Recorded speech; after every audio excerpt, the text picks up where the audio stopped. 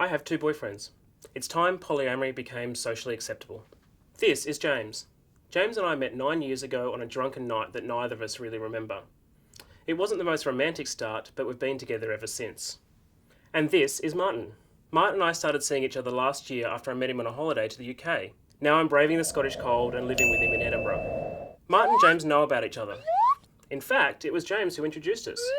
The 3 of us are allowed to date or have sex with other people as much as we want. We're polyamorous. I know what you're thinking. Lots of people find this hard to get their heads around. How can you possibly love 2 people at once? Do you like one more than the other? Don't you get jealous? Do you all have constant threesomes? The answer to most of these questions is none of your business. But basically our relationships are built on one simple philosophy. Love is limitless.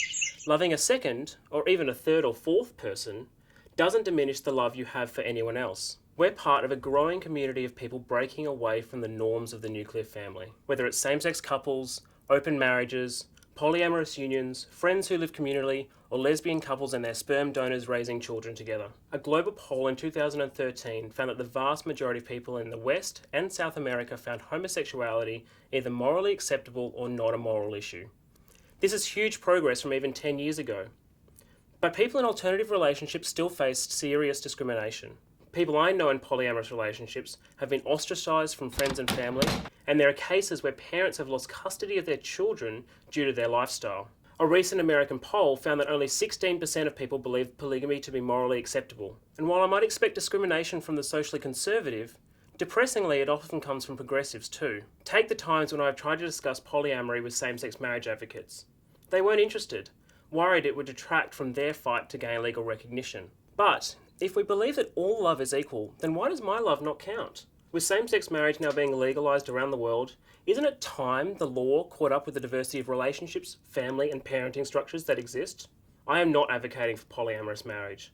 I think that marriage is far too limited for the various types of love and relationships people experience. But legal rights should not be limited to those in monogamous unions. We need to rethink the way we structure tax, social welfare and immigration benefits around relationships.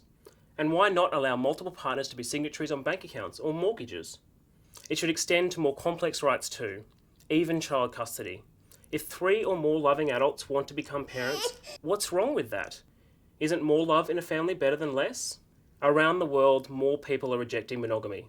It's about time our society and our law caught up.